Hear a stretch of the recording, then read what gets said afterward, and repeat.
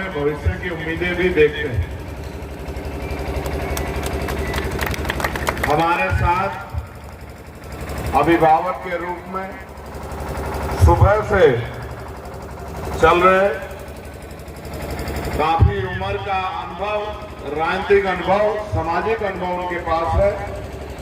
चौधरी रणजीत सिंह चौटाला जी का भी मैं धन्यवाद करता हूं।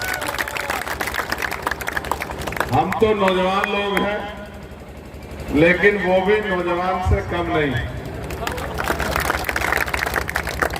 उसके साथ साथ मैं जेजेपी के कार्यकर्ताओं का, नेताओं का, भीम आर्मी के हमारे नेताओं का, आजाद समाज पार्टी के हमारे नेताओं का, भाई सतपाल जी का, रोहित जी का, संतलाल जी का, हमारे जिला प्रभारी चेतराम जी का, जिला अध्यक्ष अमन कुमार जी का, अजय वाल्मीकि जी का,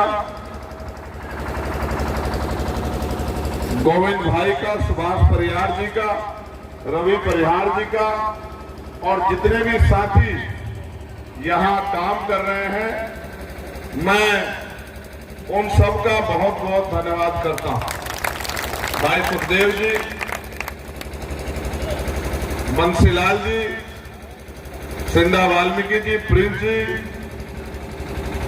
करनैल सिंह जी, मैं मेरी एक आवाज पे जिस दिन से हमने तय किया था कि हम मिलकर लड़ाई को लड़ेंगे, उन्होंने दिन रात एक करके इस डबवाली, रानिया, उचाना तमाम क्षेत्र के लोगों की जो भावनाएं थे उनको सुन के, जो गिले शिकवे थे उनको समझ के और उनको समझाकर ये तय किया कि ये लड़ाई हमें मिलकर आगे बढ़ानी है। एक शानदार टीम जो नौजवानों की है, और वो नौजवानों की टीम एक दिन में तैयार नहीं हुई होगी। मैं दिग्विजय भाई का धन्यवाद देता हूं, उनकी कार्यशैली का, कि जिस तरह से नौजवानों की हिम्मत बढ़ाने के लिए उन्होंने इस क्षेत्र में स्पोर्ट को बढ़ावा दिया, खेल कूद को बढ़ावा दिया, और 17 से ज्यादा स्टेडियम इस क्षेत्र में बनवाकर, जिन गांव में स्टेडियम नहीं थे, गांव की प्रतिभा को, गांव के नौजवान को, बेटा बेटी को मुख्य धारा में लाने का, खेल से जोड़ने का जो काम किया, अच्छे स्वास्थ्य प्रदान करने का जो काम किया, वो ऐतिहासिक है। उसके बाद नशा मुक्ति में जिस तरह से इनका संगठन काम करता है, ये भी माओ को, बहनों को, बड़ों को बड़ी हिम्मत, ताकत देने काम किया जाता है। फिर जिस तरह से ढाणियों में बिजली पहुंचा के गांव में रहने वाले, गांव से बाहर रहने वाले अंतिम व्यक्ति को भी उसको सुख सुविधा मिले, इसका भी ख्याल रखा। ये उनके एक लंबे विजन की तरफ इशारा करता है। साथ साथ 40 से ज्यादा गांव में डिजिटल लाइब्रेरी खोल के डॉक्टर बाबा साहब अम्बेडकर का जो शिक्षा का मिशन था, उस मिशन को आगे बढ़ाने का काम किया। मैं इसके लिए दिल से छोटे भाई दिग्विजय जी का धन्यवाद करता हूं।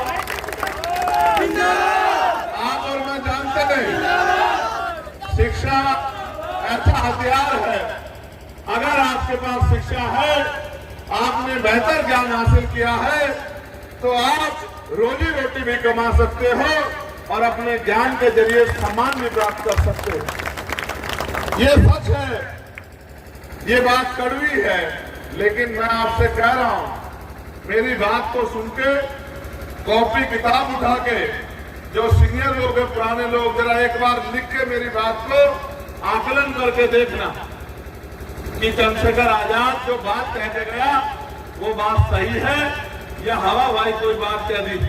मेरे साथ भाई अमर मलिक जी, भाई अमित कसाना जी, पार्टी भाई दीपक रावण जी, पार्टी के सीनियर लोग भी लगातार, डॉक्टर साहब जो है हमारे मोहित दयाल साहब, लगातार संघर्ष कर रहे हैं। लेकिन जो मैं बात कर रहा हूं उस पर गौर करना।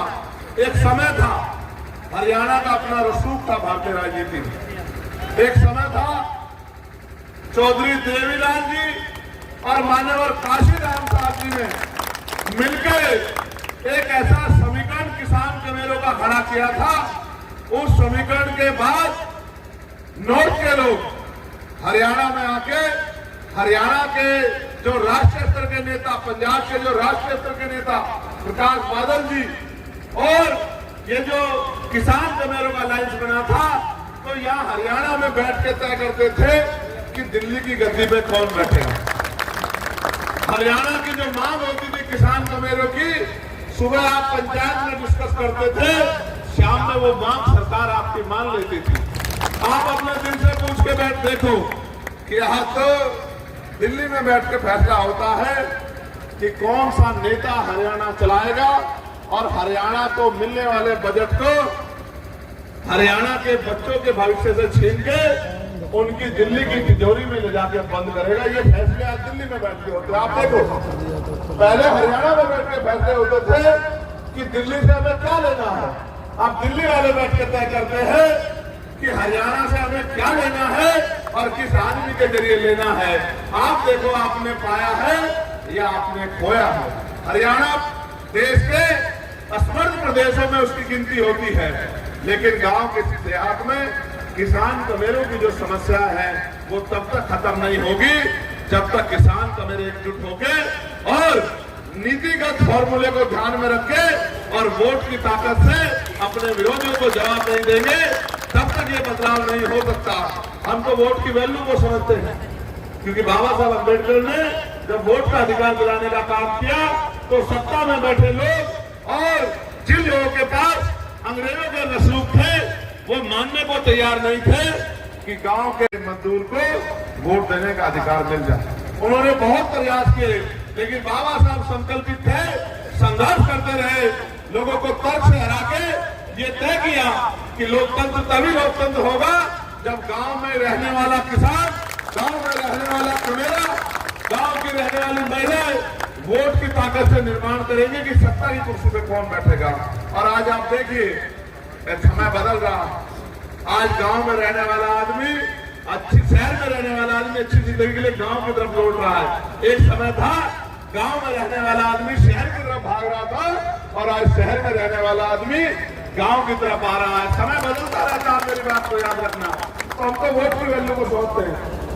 बाबा साहब अम्बेडकर ने वोट की ताकत के तौर पे कहा कि political power is the master की। राजनीतिक सत्ता जिनके पास है उन्हें इज्जत की जिंदगी मिलेगी, उनके लोगों को हाथ नहीं फैलाना पड़ेगा।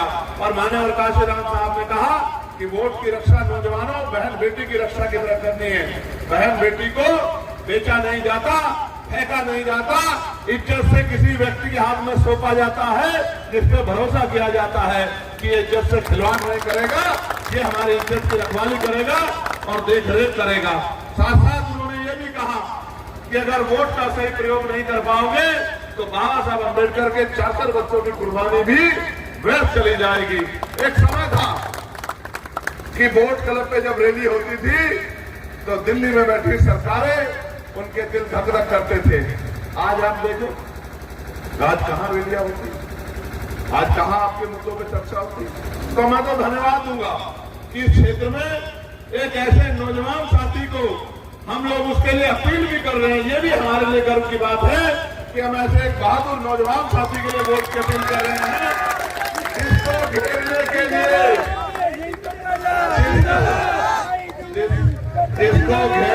लिए जिसको घेरने के लिए सब लोग एकजुट हो गए हैं कि दिग्विजय चौटाला तो यहाँ से आगे नहीं बढ़ने देना।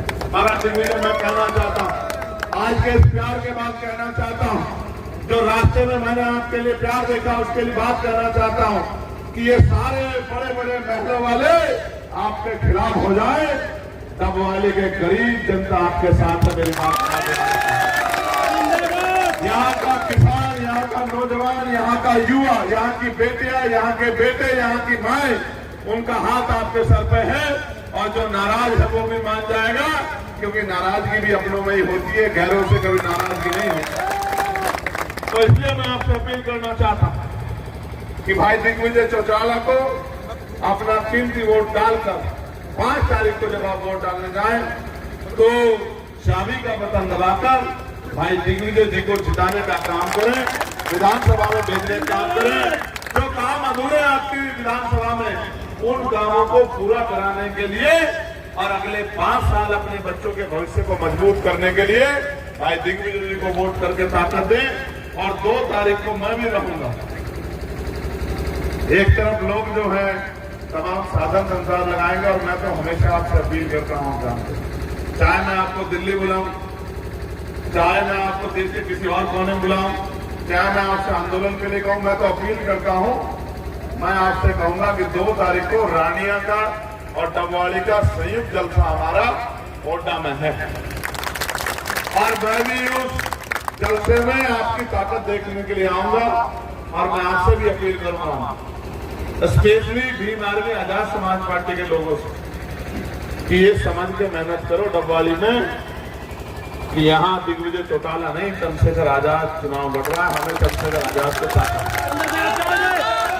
और आप जो लोग मुझे सुनते हो, बताओ पार्लियामेंट में आपके मुद्दों के लिए, चाहे बेरोजगारी का मुद्दा हो, चाहे किसानों का मुद्दा हो, चाहे नौजवानों का मुद्दा हो, चाहे बैकलॉग का मुद्दा हो, बताओ जोर शोर से लड़ाई लड़ी जाती है नहीं लड़ी जाती है, बताओ। और आप जानते हैं कि जब हमारे पहलवान बेटी को जो देश का गौरव बढ़ाने के लिए मेडल लेके आते उसके साथ षड्यंत्र हुआ, तो हरियाणा के नेता इतनी हिम्मत जुटा पाए, मैंने सरकार को चैलेंज करके कहा कि याद रखना बेटियों के सामान से कोई खिलवाड़ बर्दाश्त नहीं की जाएगी। लेकिन मैं सोचता हूं जिस दिन हरियाणा अपनी ताकत को समझ गया उस दिन हरियाणा से ही दिल्ली के फैसले होंगे। और चौधरी देवीलाल जी जिन्होंने इस लंबे समय तक इस क्षेत्र की सेवा की और माननीय काशीराम साहब के सपनों को पूरा करने के लिए हम लोग निकले हैं और जब तक उनका सपना पूरा नहीं होता तब तक हम लोग रुकने वाले नहीं हैं। आपने इतना प्यार सम्मान दिया और आप कई घंटे इंतजार करके इतनी बड़ी संख्या में उपस्थित हैं, ये इस बात की गवाही है कि आने वाले विधायक डबवाली से वो दिग्विजय चौटाला होंगे और दिग्विजय चौटाला इतनी वोट से जीतेंगे कि इनके आसपास भी कोई दिखाई नहीं देगा। और मैं भाई दिग्विजय चौटाला से कहता हूं कि ये सब लोग आपको प्यार देने के लिए आए हैं, दोनों हाथ जोड़ के इनका धन्यवाद करो और माइक से भी इनका शुक्रिया अदा करो, क्योंकि ये आपसे बड़ा प्रेम करते हैं, आपकी कार्यशैली से प्रेम करते हैं। मैं फिर एक बार आपसे कहूंगा, मैं हाथ पकड़ के कहता हूँ जी जान लगा दे, क्या भी आप करेंगे आपका भी करें। बहुत बढ़िया, बहुत धन्यवाद, बहुत धन्यवाद, बहुत धन्यवाद। जितना कहूँ उतना कम। बहुत बहुत धन्यवाद। एक बार जोरदार तालियां बजा दे आप अपने आप।